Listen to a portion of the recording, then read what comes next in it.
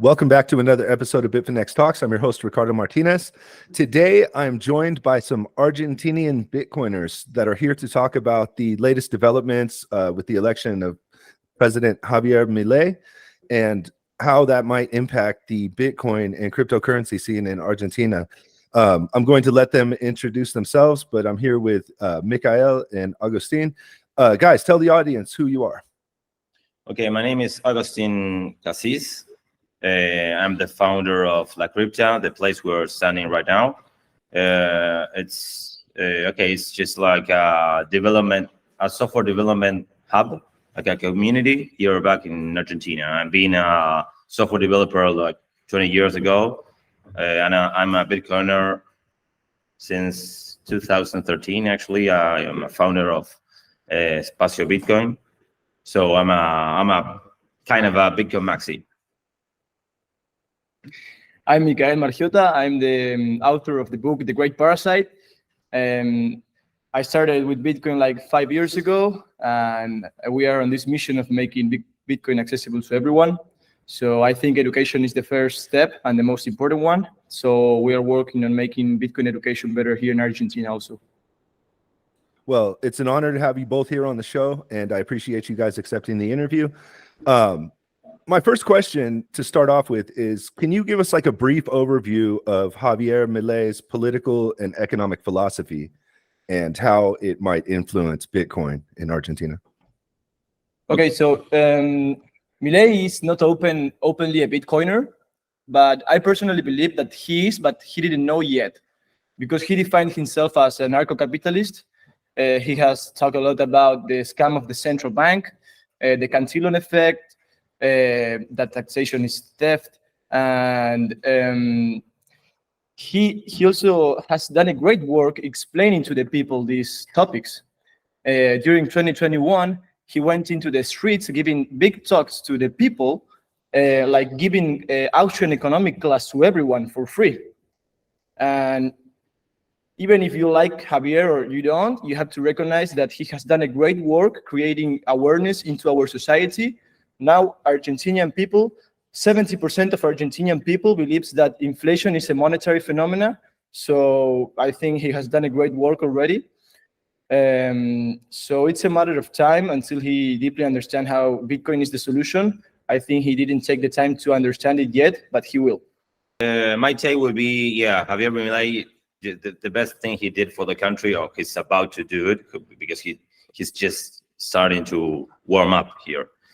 I think the best thing is the cultural battle, because it's here we've been like oppressed with socialism, and Javier Milei is one of the guys who just started up all the process. So I think it's a very good opportunity to make Bitcoin start. Well, actually, Argentina is one of the countries that uses Bitcoin the most. I think we have a lot of consciousness of the currency. So I think with Javier, we're going to become a Bitcoin. Actually, I'm going to say something that I believe that Argentina will be the first country to experience the hyper-Bitcoinization, actually. Okay, so, cool. Yeah, I agree also, because our society already understands the root problem. They just don't understand how Bitcoin is the solution. And that's because of a lack of education. So if we keep doing a great work with education, we can reach a critical mass to adopt Bitcoin by their own decisions, not by being forced by the government. Actually, yeah, I think it's one of the best. It's like, I think it's like a dream. What's going on here? I know we're very near to have an hyperinflation, actually, and when that happens, people just notice that the currency they are carrying is just printed paper. So I think with the bull run for the following year, it's going to become very obvious that we can't trust the government to issue money. So Javier, he's going to make, I don't know if it's in 2024 or 2025, but he's gonna open the market to just freely choose whatever currency you like. So I think that's a very good opportunity for Bitcoin. let's talk a little bit about the economic history of Argentina. I read somewhere that like over the last 100 years, Argentina has defaulted like 9 times. When I was there in September, a friend of mine whipped out like a 1,000 or 100 peso bill and said that like in the 90s that was 1 for 1 with $100 bill, and now it's worth like $1 maybe. Can you guys kind of go through the economic history of Argentina and how you guys got to this point of the current economic crisis? Before the central bank here in Argentina, 100 years ago, Argentina was one of the richest countries of the world. We used to represent like 4% of global GDP. We were in the top 10 most wealthiest nations in the world. And in the 1935, the central bank was created here in Argentina, and since then we have had 5 different fiat currencies. All of them end up in hyperinflation. So our monetary history is really bad, and our people understand this because of history, because they were told the stories by their fathers and their grandfathers about the importance of hard money. We also got a lot of loans from the IMF. So, you know, when they gave you a loan, they also gave you conditions like financial repression, higher taxes, bigger government, and socialist politics. So, yeah, we're in that situation. The currency we are using right now, the Argentinian peso, was created in the year 2000, and it has already lost 99.99% of its purchasing value against the dollar, because at the beginning it was, like you said, like the dollar standard, 1 peso was equal to $1. And of course, due to the nature of the fractional reserve system, that's unsustainable. And now you need up to 1,000 pesos to get $1. So yeah, the peso is already dead. Yeah, I totally agree with that. We Argentinians are used to have a nightmare with currencies. The only time we did have some stable was in the convertibility when we in 1992, I think, and until 2003, I think, where the convertibility was $1, 1 peso, and they just broke down. And as people here, they believe that the things can be some people, most of the people just know the truth, but some people just insist that the government can even create any rule to make to at least come back to a stable economy or stable monetary policy. But that's simply not true, because even if they could do it in the past, it's just a promise. So that promise can be broken once again. So it has. We do have like I think 2% or 3% people are aware of Bitcoin as a reserve, like power tool. I think it's kind of a weapon. Okay, most of the people, I think that 20% of the people use crypto here in Argentina, but they don't truly understand the nature of it. They just see it as an investment. Yeah, but they don't know the true power of it yet. But they understand the importance of self-custody. They don't trust the banks. They don't trust the government. They have already lost all the credibility. So they prefer to have US dollars under the couch, you know, in their houses. So I think there are many Bitcoiners out there here in Argentina, but they don't know yet because they haven't done the due diligence. But they will. As information come out, more books are translated into Spanish, more podcasts, more information out there, because I think now there's not much information out there, and most of it is in English. So it's just a matter of time, because they already understand the problem, they already understand part of the solution, but they need more information. I think it's like a combination of different things. I think that the education, obviously, it's something that it must be done. I think it will take time, as it took time with internet, actually. So I think it's a combination with education experience. So I think that people need to get used to the technology and just use it every day. Some people are willing to to go to a conference or just start reading books or making their own research and having a node or having hardware wallet or whatever. But most of the people I believe that most of the people would never even get a hardware wallet.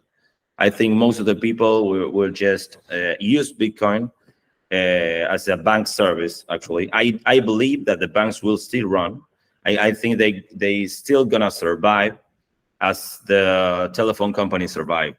They just sold like long distance packages to people. They have to pivot and create another business, and now they are selling internet. So I do believe that banks will be the ones to provide like Bitcoin custody, actually, because they do provide a service, actually, a valuable service, which is custody or support or whatever. So I'm kind of not pessimist with that, but I do believe that we shouldn't expect everybody to understand the full notion of Bitcoin. I don't believe that anybody should be a programmer or an economist. I do believe that they must know that the fiat currency should not be trusted. Actually, they do believe that. Here in Argentina, they do believe that nobody have like Argentine peso. Nobody saves in Argentine peso. Okay, and I do believe that will happen with the US dollar as well. But that doesn't mean that they do know how all the system works. I think they're gonna use any third-party services or communities, or the thing that matter most is that anybody should have the option to do it. But I don't expect everybody to know and be as expert as any like Bitcoin Maxi. That's why we're creating a service that is very accessible to everyone. It's a debit card with Lightning, non-KYC, and it is very simple for new people to use it because you have just to scan a QR code to deposit your Bitcoin, and that's it. You don't have to save your 12 words or use complex wallets, because for new people to the space, that's very complex. So we need a simple product and very easy to use for everyone, to be open, censorship resistant, and decentralized, just as Bitcoin. So yeah, actually, like here in like retail, we've been like 1 year, one year just testing people. We actually, as we believe that the best teacher would be the experience. People, as we didn't learn how to use internet by a conference or by a book.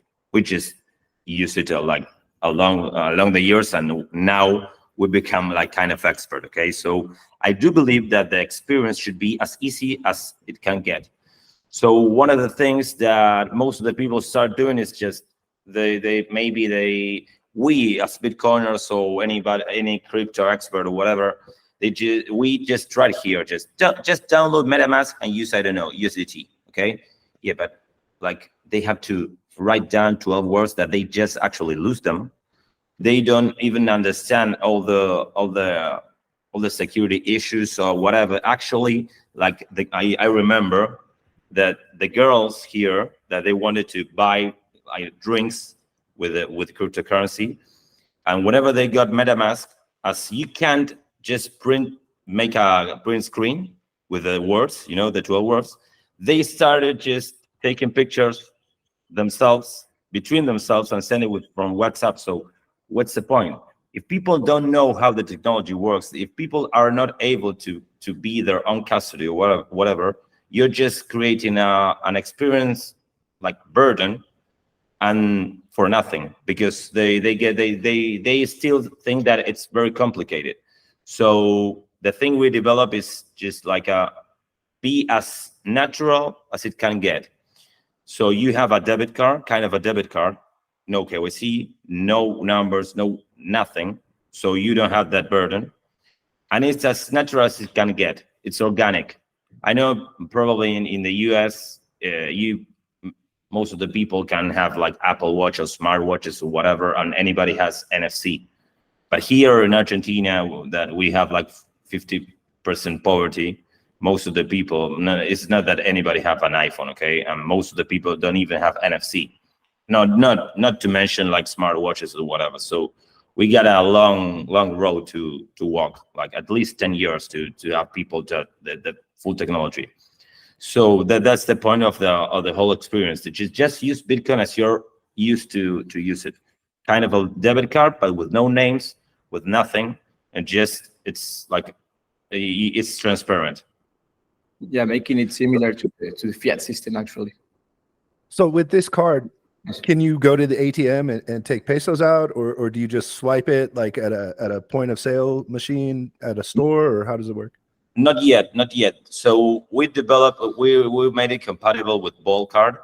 So it's actually the project is quite ambitious actually, because we're kind of like battling to Visa or MasterCard, because if we think we do have some kind of service here in Argentina that do have debit cards that just sell the Bitcoin and just pay the bill, which is quite easy.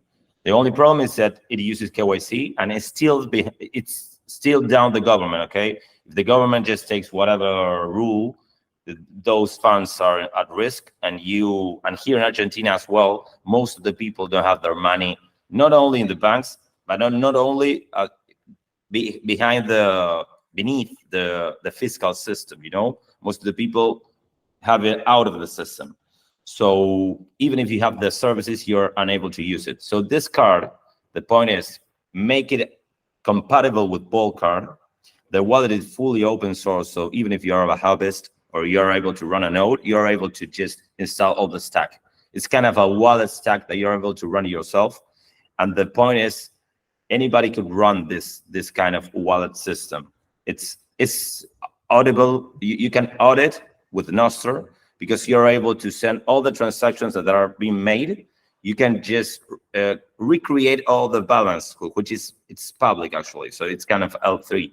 So the point of this is you will be able to use it anywhere that has just a cell phone or a POS. But the point here is just remove all the old system, which is actually kind of rotten. If you still gonna use MasterCard or Visa, you're gonna enter the same place. You're gonna be imprisoned with that. So that's the point. To just let's go this way, okay? Let's use it with Ball Card. Let's use the cell phones. Let's use POS.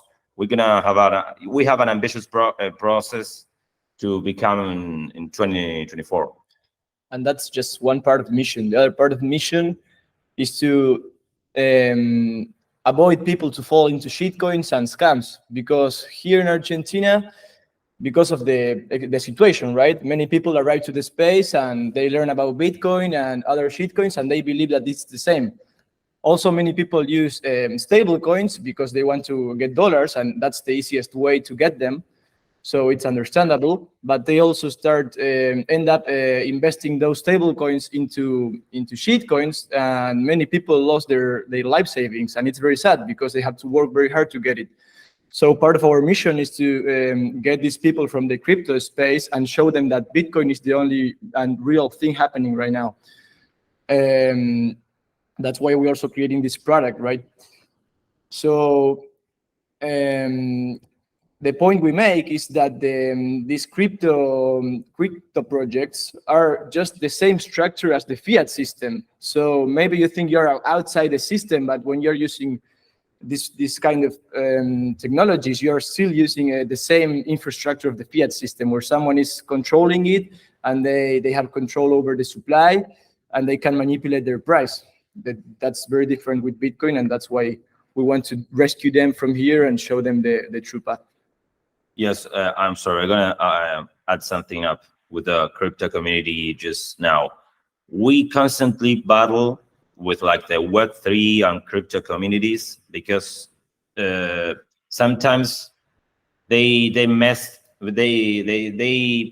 make the things difficult for us actually, because sometimes whenever you want to talk to someone and just try to tell them about Bitcoin, they have all the Ponzi's on everything, every shitcoin that they are running around, that they are expert with marketing. Okay, they don't have any product actually. They are expert of the I don't know, Yeah, What do you call it? smokes and mirrors. Yeah, that's the point, and they get all the attention actually. So whenever we want to speak to people, it's very complicated because you have to put a lot of effort in the marketing side, which is actually something that most Bitcoiners don't do. Because if you see all the stack with Bitcoin or whatever, most of the people are not sexy enough. You know what I mean? Like, okay, here you have the documentation, and most of the like mainstream don't get it and think that, oh, the product is shitty because it doesn't have the experience side of the UX. Okay, so we are like kind of obsessed to make Bitcoin as like have a proper UX, just like for example the custody thing. I think the custody thing, I talked with a lot of smart people, one of the smartest people of the ecosystem, actually, Bitcoin Core developers, actually. So I asked them if they wanted to use the wallet, and they said, oh, no, because it's custody. Okay, you can, it's not self-custody, but you can run it yourself in your node. But even if it's that way, you shouldn't, like, what are you using? I asked them, what are they using? So they said, what wallet are you using? They said, I don't know, Phoenix or whatever, any other wallet, open source wallet. Have you read all the code? No, I trust other people, but have you built it yourself, like compile it yourself in your machine? No. So if that's the answer, if you're downloading the code from Play Store, for example, it's just like downloading a regular old .exe, you know, .exe, like, you have no clue what's going on there. You're not reading the code. So you're trusting a third party, which in this case is Phoenix. I don't want to this is for example. I love Phoenix actually. But my point is that you're already trusting that thing you're downloading has any code you've seen in GitHub or whatever repository you have.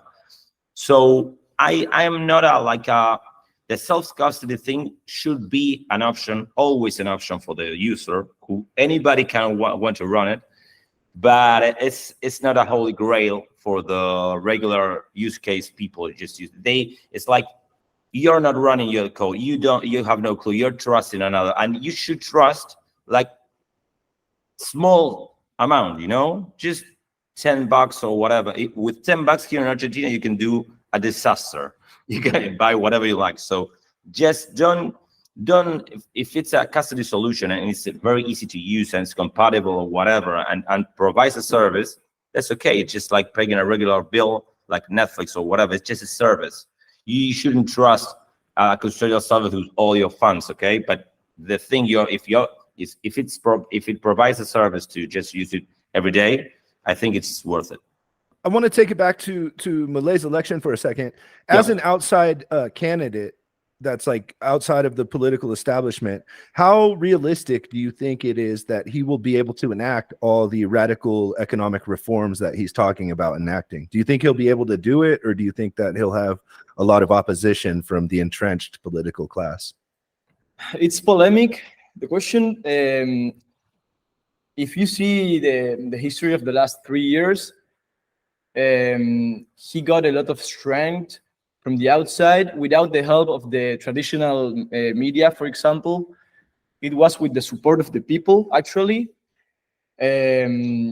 because he is generally a character, right? He has spoken the truth.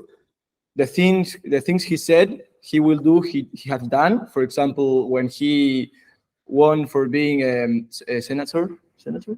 Senator, yeah. Yeah, he said that it's the same. Yeah, it's the different name, but the same. He said that he will gave his salary away, and he has done that.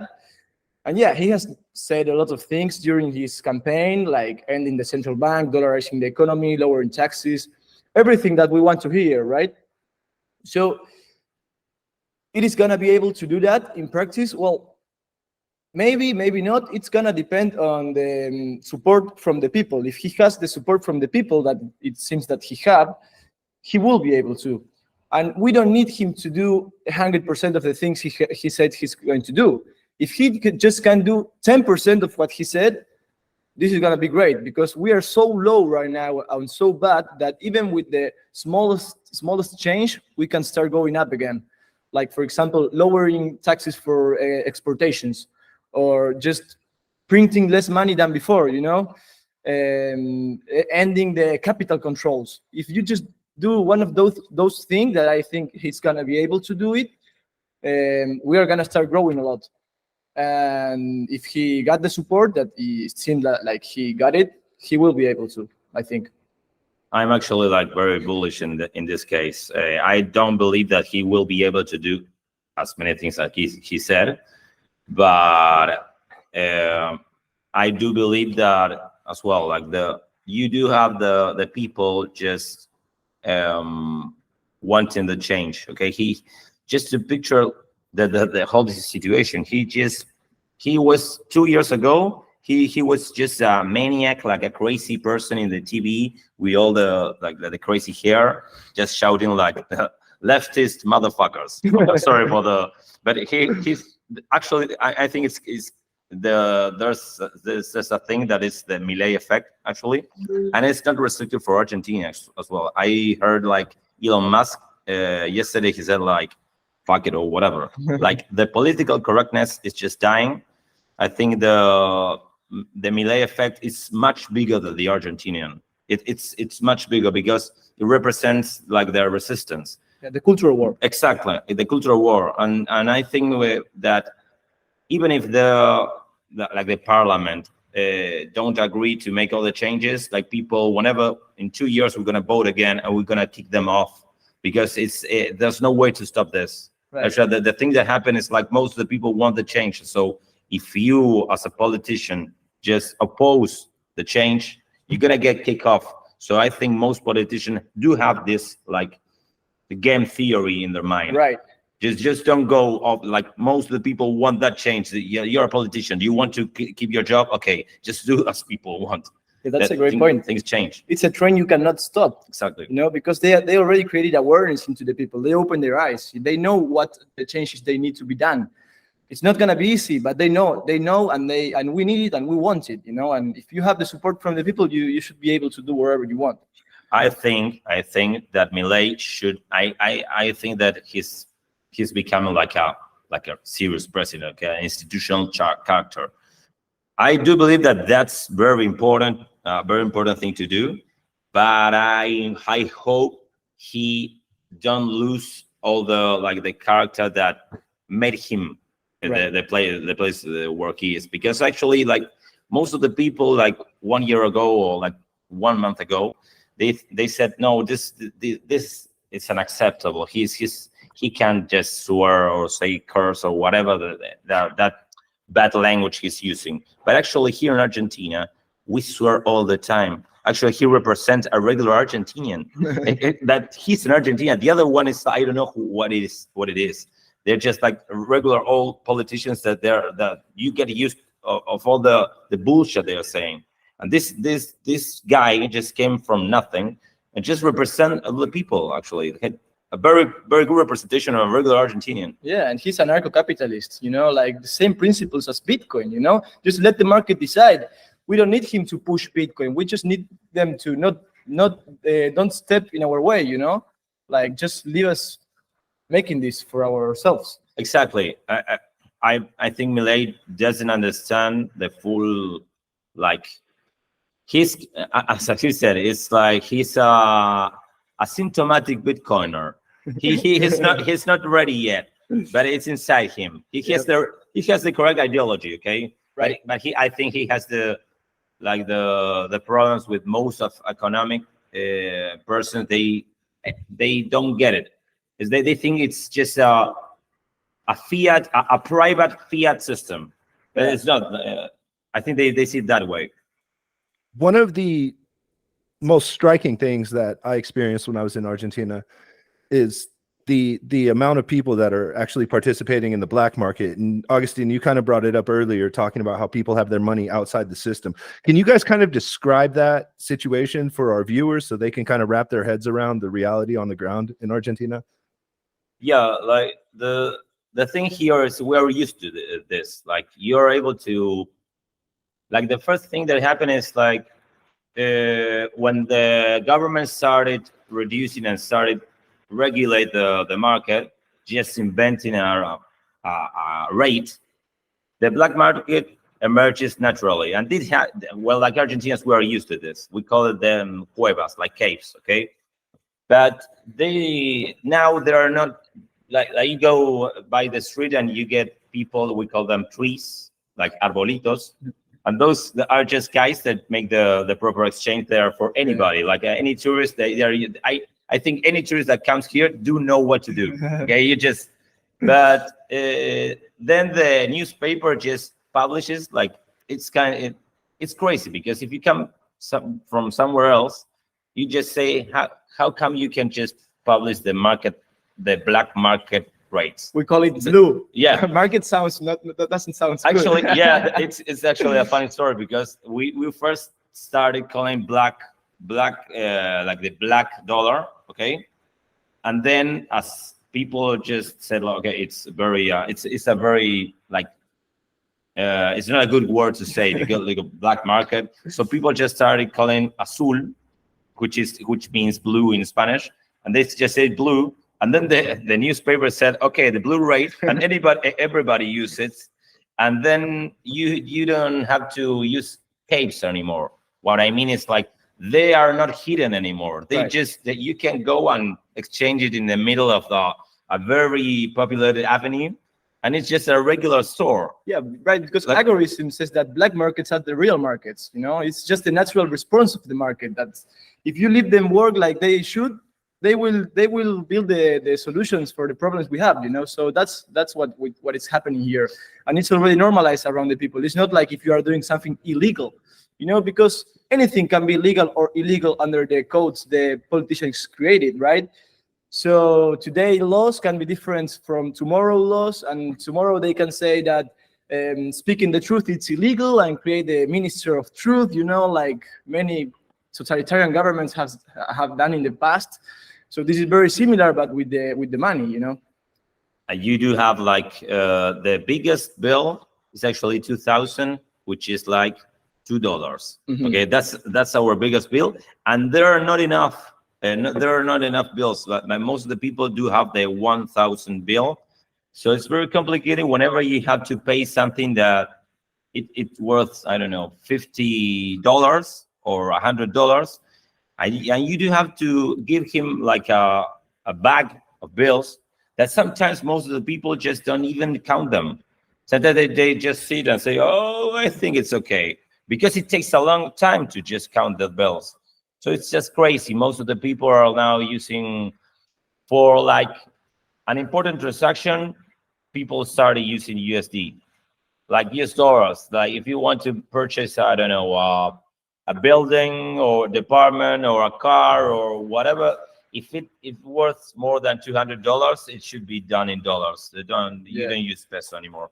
So how does the real estate or like large purchases like a car work when the interest rate, like the official interest rate, is over 100%? Nobody gets a loan, right? Everybody just pays cash. No, that doesn't exist. No. We don't have loans. Yeah, credit here it's not working well. No, the only credit system you do have is probably the one with the credit cards, because like it's a bait for people. Just okay, buy whatever you like. You can buy a TV set. Oh, and you do have like, I don't know, 12 installments, you know.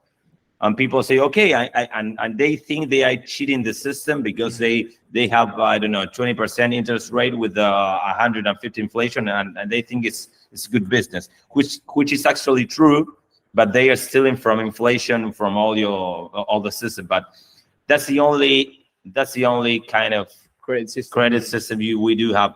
There's no way you can get a loan in the bank. No. Like the rates, I think it's 200%, and they are unable. Nobody gives you. There's no bank that can give you more than, I don't know, $1,000. Just the people who are close to the government, you know, just the cantillon effect, because they are cantillionaires. They get advantage from this system, while the normal people don't have access to it, and they get huge loans for very low interest rates compared to inflation. So that's monetary repression for the for normal people. Wow, that's so interesting, I guess, for people that live outside of a system like that and aren't familiar with how the economy actually functions when 90% of the economy is the black market. I don't know if it's 90, but it's probably like the workforce, 50%, at least 50%. Because one of the things that Milei will change is the regulation for employment, which is actually quite crazy here. Like all the rights or whatever. If you fire an employee, if you're a small company, you probably die, because they have so many, like, whatever. You have taxes, like employment taxes. It's just a nightmare. The incentive structure is destroyed. Completely destroyed. But I don't want to just talk about problems. Like, yeah, we have problems, but we also have like very good stuff here in Argentina. Like, even though the government is broke and the monetary system is broke, also, the nation is still rich. Like, we have a lot of resources, we have beautiful space, we have very low population, we have very smart people that they were leaving the country. Now there is hope to stay here because of Milei. But I think we have to exploit that more now that we will have like better conditions if they change some of the laws. But it's everything is not lost yet. We have a chance, we have hope, and we have to do the work to make this happen.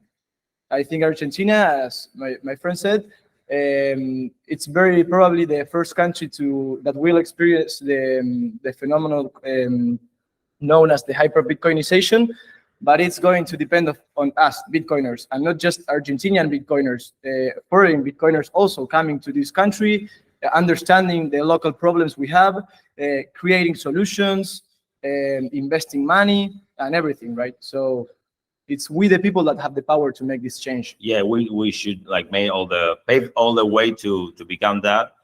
And I think that it would be a totally different conversation if Milei didn't get probably I wouldn't be here actually, because I don't want to live in a place that can become like Venezuela's reality.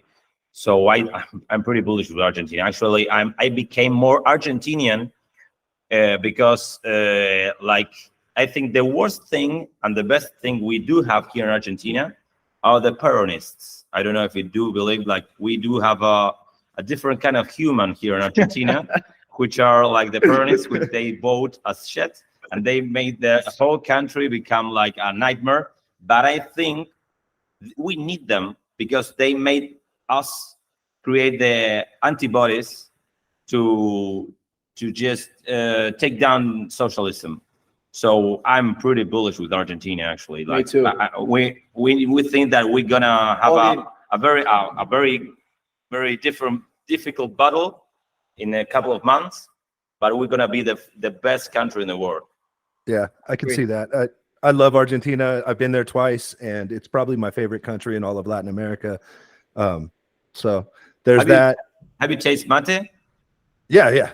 And Tasted mate, ate asados. One thing I love about Argentina that you always hear about the meat and stuff, but you guys have excellent Italian food too. Like, there's so many Italians there that the restaurants are amazing. So we're running out of time. I wanted to get you guys to talk about the name of the wallet and the debit card that you're creating. And then Micael, if you could tell people a little bit about your book, because your book is amazing. Okay, so La Wallet, the name of La Wallet, like the branding, is meant to be the wallet for everybody, okay?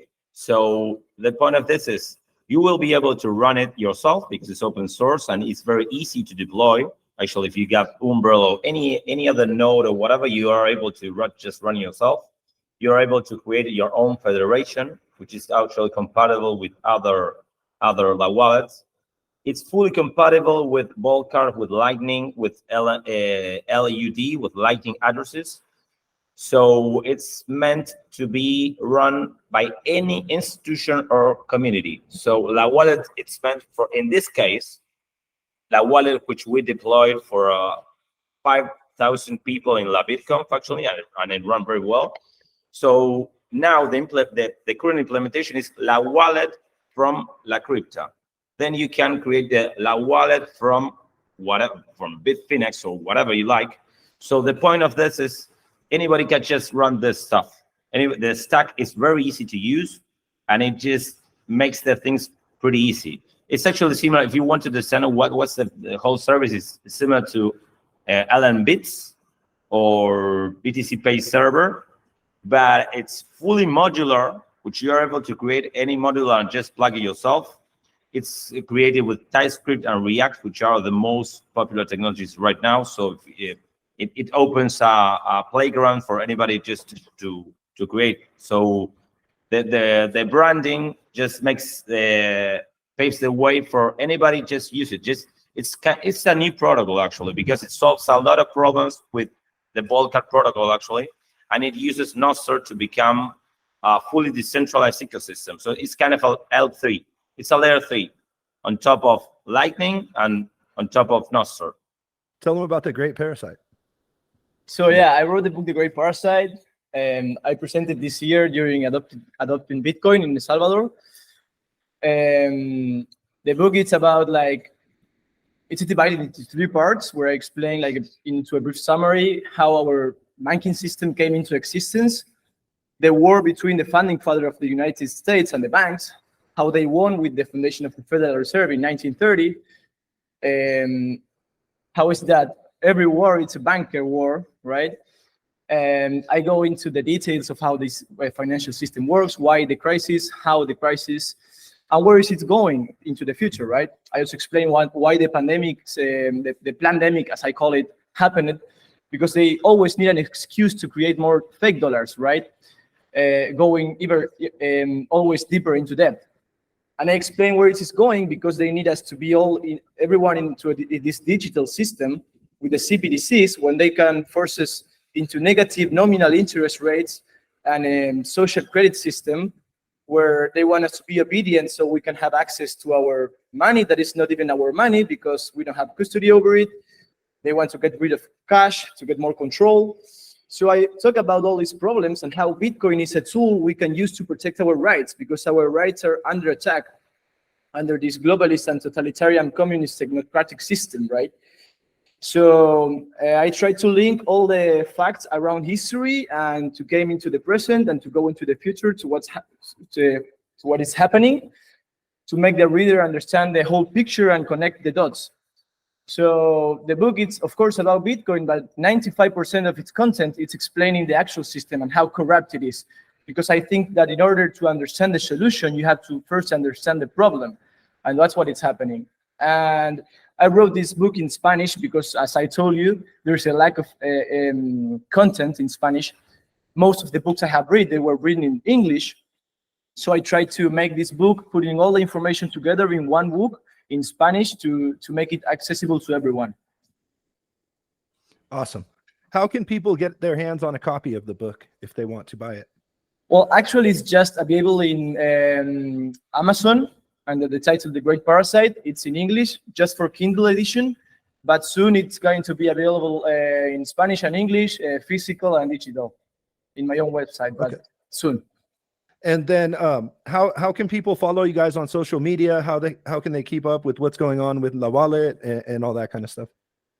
Well, you can follow us and you go back to La Crypta, lacrypta.r or La Crypta OK in Twitter.